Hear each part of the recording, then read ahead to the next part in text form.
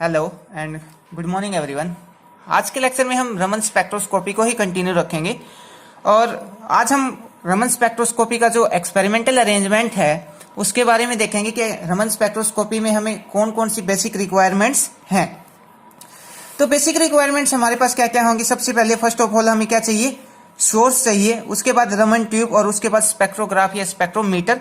ये तीन basic requirements होती हैं हमारे पास रमन स्पेक्ट्रोस्कोपी के एक्सपेरिमेंटल अरेंजमेंट के लिए। तो फर्स्ट ऑफ ऑल हम बात करते हैं सोर्स पे। तो सोर्स हम ऐसा यूज करेंगे जिसकी इंटेंसिटी हाई हो और जो मोनोक्रोमेटिक हो। तो इसमें हम कौन कौन सी चीजों का यूज कर सकते हैं सोर्स के अंदर, मर्करी आर्क का यूज कर सकते हैं या डिस्चार्ज लैंप का यूज कर सकते हैं। पर इनमें दिक्कत यह है कि इनकी जो लाइट होती है वो मोनोक्रोमेटिक नहीं होती। तो इनकी लाइट को मोनोक्रोमेटिक करने के लिए हम यहाँ पे फिल्टर का यूज करते हैं। अब फिल्टर क्या होता है, फिल्टर एक ऐसा इंस्ट्रूमेंट होता है जो एक पर्टिकुलर वेवलेंथ की या एक पर्टिकुलर फ्रीक्वेंसी की लाइट को अपने अंदर से पास होने देगा। मींस जब लाइट इस फिल्टर के अंदर से पास होगी तो वो मोनोक्रोमेटिक हो जाएगी। या फिर इसके लिए जो प्रॉपर सोर्स होता है रमन स्पेक्ट्रोस्कोपी के लिए वो हम लेजर का भी यूज कर सकते हैं, क्योंकि जो लेजर की लाइट है वो हाईली इंटेंसिटी होती है और वो हाईली मोनोक्रोमेटिक होती है। दैट्स वाई हम लेजर है वो इसका प्रॉपर सोर्स है। और लेजर का यहाँ पे एक बेनिफिट और है, जो लेजर की लाइट है वो शार्पली फोकस हो सकती है उस मटेरियल के ऊपर जहां से लाइट स्कैटर्ड होगी। उसके बाद बात करते हैं हम रमन ट्यूब की। तो रमन ट्यूब में क्या होता है, रमन ट्यूब एक ग्लास की या फिर एक क्वार्ट्ज की ट्यूब होती है जिसके अंदर हम जो लिक्विड होता है या फिर कोई ट्रांसपेरेंट क्रिस्टल होता है या फिर कोई गैस होती है जिसके ऊपर लाइट गिर के और स्कैटर्ड होती है, वो सब हम किसके अंदर लेके चलेंगे, रमन ट्यूब के अंदर लेके चलेंगे। और साथ ही जैसे जैसे हम आगे बढ़ेंगे तो ये देखेंगे कि इसकी लेंथ कितनी होती है। 15 सेंटीमीटर लेंथ लंबी चाहिए होती है हमें रमन ट्यूब और 2 सेंटीमीटर इसका डायामीटर होता है। उसके बाद थर्ड वन हम बात करते हैं स्पेक्ट्रोग्राफ के ऊपर। तो स्पेक्ट्रोमीटर या स्पेक्ट्रोग्राफ हम ऐसा यूज करते हैं जिसकी रेजोल्यूशन पावर क्या हो, बहुत ज्यादा हो, उसका हम यहाँ पे यूज करेंगे। तो अब हम वन बाय वन सबके बारे में पढ़ेंगे प्रॉपरली। ये तो एक मोटा मोटी था।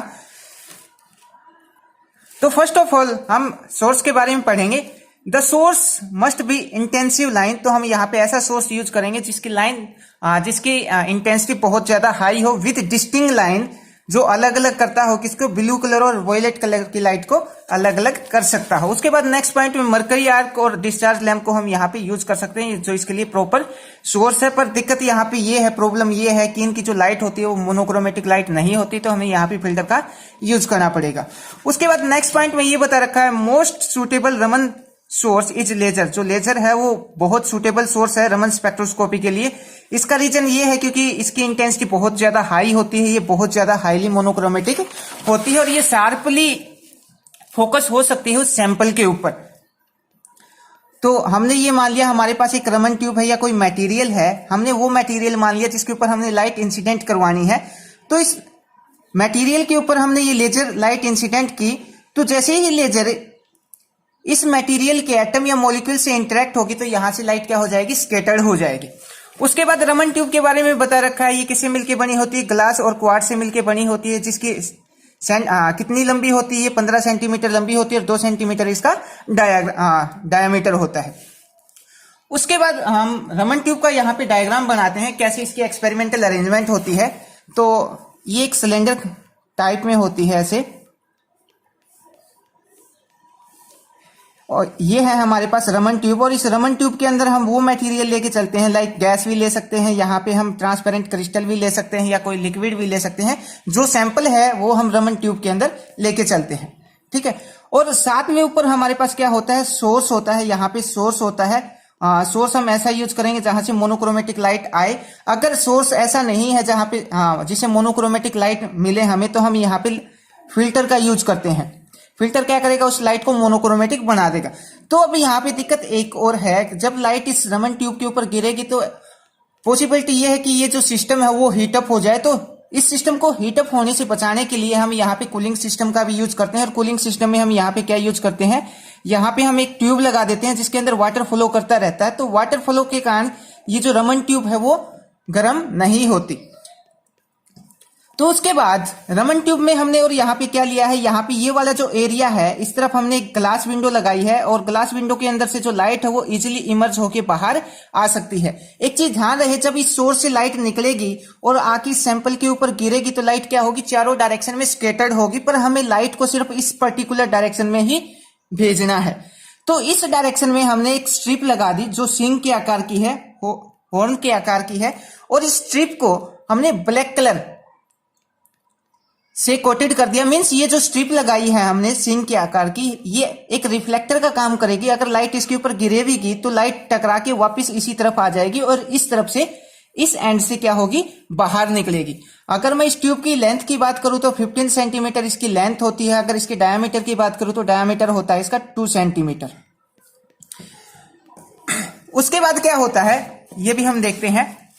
तो यहां पे हमने बता रखा है कि इसका जो एक एंड है रमन ट्यूब का वो क्या होता है, ऑप्टिकली प्लेन होता है, जिसके अंदर से लाइट बड़ी आसानी से पास हो जाती है। और जो दूसरा एंड है, and other draw out of into shape of horn and covered with black strip. Means जो हमने यहाँ पे दूसरे एंड के ऊपर ब्लैक हॉर्न के शेप का एक बॉक्स लगाया है या एक स्ट्रिप लगाई है, इसके ऊपर हमने ब्लैक कलर किया है ताकि जो लाइट है वो रिफ्लेक्ट हो सके यहाँ से टकरा के। और लाइट हमें चाहिए कौन से, सिर्फ इसी रीजन में। अगर लाइट इस तरफ जा रही है या इस तरफ जा रही है, नीचे की तरफ जा रही है, तो हम नीचे की तरफ क्या लगा देंगे, यहाँ पे रिफ्लेक्टर लगा देंगे। यहाँ पे हमने ये रिफ्लेक्टर लगा दिए, ये रिफ्लेक्टर है हमारे पास। रिफ्लेक्टर से लाइट क्या होगी, टकरा के वापस, मान लिया लाइट स्केटर्ड होकर इस डायरेक्शन में आए तो रिफ्लेक्टर क्या करेगा, रिफ्लेक्टर से लाइट टकरा के वापस इसी तरफ चली जाएगी और ऊपर से भी लाइट टकरा के वापस इसी तरफ आ जाएगी और लाइट हमें इस डायरेक्शन में मिलना शुरू हो जाएगी। उसके बाद the experimental liquid filled in tube. तो जो एक्सपेरिमेंटल लिक्विड है या फिर कोई ग्लास क्रिस्टल है, ट्रांसपेरेंट क्रिस्टल है या कोई गैस है, वो हम इस ट्यूब के अंदर फिक्स करते हैं और इसके ऊपर हम लाइट फॉल करवाते हैं। जैसे ही लाइट उस सैंपल के साथ इंटरेक्ट होगी तो वहां पे लाइट स्केटर्ड होगी, स्केटर्ड ऑल डायरेक्शन के अंदर होगी लाइट। और वो सब हमने बता दिया, जो लाइट है वो इस डायरेक्शन में भी नहीं जा सकती क्योंकि हमने यहाँ पे एक ब्लैक स्ट्रिप ली है सिंक के आकार की जो रिफ्लेक्टर का काम करेगी।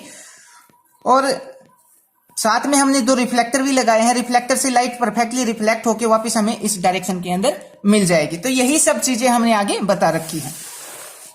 उसके बाद हमने बता रखी है कि जो एक साइड है वो ऐसे ली है जिसके अंदर से लाइट बड़ी इजीली इमर्ज होके बाहर मिल जाए। और जो सिंक का बताया है हमने, जो सिंक के शेप की एक स्ट्रिप लगाई है, the black and horn shape and totally reflecting of black scattered light. Means जो हमने हॉर्न शेप ट्यूब ली है ये किसके, इसके ऊपर ब्लैक कलर किया है या ब्लैक स्ट्रिप है जो एक रिफ्लेक्टर का काम करेगी, हम ऑलरेडी बता चुके हैं। और इसका यूज ये भी होता है, ये बैकग्राउंड को ब्लैक कर देती है, मतलब उस डायरेक्शन में ये लाइट को जाने नहीं देती। उसके बाद हम बात करते हैं स्पेक्ट्रोमीटर या स्पेक्ट्रोग्राफ पे। तो हम ऐसा स्पेक्ट्रोमीटर यूज करते हैं जिसकी रेजोल्यूशन पावर हाई हो या ग्रेथिंग पावर हाई हो, ऐसे का हम यूज करते हैं। The spectrograph must be one of high light gathering power, और साथ में उसकी जो रेजोल्यूशन पावर है वो भी क्या होनी चाहिए, बहुत ज्यादा हाई होनी चाहिए। और उसके बाद हमने ये बता रखा है दिस में भी गुड प्रिज्म स्पेक्ट्रोस्कोपी। हम एक गुड प्रिज्म स्पेक्ट्रोस्कोपी लेंगे और जिसका जो फोकस कैमरा है वो क्या होगा, बहुत ज्यादा शॉर्ट होगा। और स्पेक्ट्रोमीटर हम किस डायरेक्शन में लगाएंगे, मैं इसका प्रॉपर डायग्राम बना देता हूं एक बार। ये हमारे पास रमन ट्यूब है, बाकी सब चीजें हम बता चुके हैं। इधर हम सोर्स लेंगे, ये हमने यहाँ पे फिल्टर का यूज किया, यहाँ पे हमारे पास रिफ्लेक्टर हैं, ये हमने हॉर्न शेप की एक यहाँ पे स्ट्रिप लगा दी, इस तरफ से लाइट क्या होगी, इमर्ज होगी। और यहाँ पे हमने जो कूलिंग सिस्टम है वो कूलिंग सिस्टम लगा दिया ताकि सिस्टम हीट अप ना हो। और ये हमारे पास क्या लगा दिया हमने, ये रिफ्लेक्टर लगा दिया। तो लाइट इमर्ज होकर जब इस डायरेक्शन में आएगी तो यहाँ पे हम कोलिमेटेड शीट का यूज करेंगे ताकि जो लाइट है वो एक पर्टिकुलर डायरेक्शन में ही मूव करे। उसके बाद हमने यहाँ पे एक कॉन्वेक्स लेंस लगाया जो लाइट को इमर्ज कर देगा। और यहाँ पे हमने इस डायरेक्शन में, यहाँ पे हमने स्पेक्ट्रोग्राफ लगा दिया जो उस स्कैटर्ड लाइट को ऑब्जर्व करेगा। और जो स्पेक्ट्रोमीटर या स्पेक्ट्रोग्राफ लगाया उसकी ग्रेथिंग पावर हाई है, उसके अंदर कॉन्वेक्स लेंस का यूज किया गया है या फिर उसकी रेजोल्यूशन पावर हाई है। और ये एक प्रिज्म स्पेक्ट्रोग्राफ है जिसके अंदर बहुत शॉर्ट फोकस कैमरा है। उसके बाद next point A typically arrangement for obtaining Raman spectra, तो हमें ये सब अरेंजमेंट चाहिए किसके लिए, रमन स्पेक्ट्रा के अंदर। तो हमने डायग्राम देख लिया, इसका डायग्राम कैसे होगा। अब डायग्राम को हम प्रॉपर वे में देख लेते हैं। सबसे पहले हमारे पास क्या होता है, उसके बाद क्या होता है। तो फर्स्ट ऑफ ऑल तो हमने यहाँ पे 2 intense mercury discharge lamp L लिया है। तो हम यहाँ पे ये दिखाएंगे कि हमने ये एक एल यहाँ पे मर्करी डिस्चार्ज लैंप यहाँ पे लिया है और दूसरा मर्करी डिस्चार्ज लैंप यहाँ पे लिया है।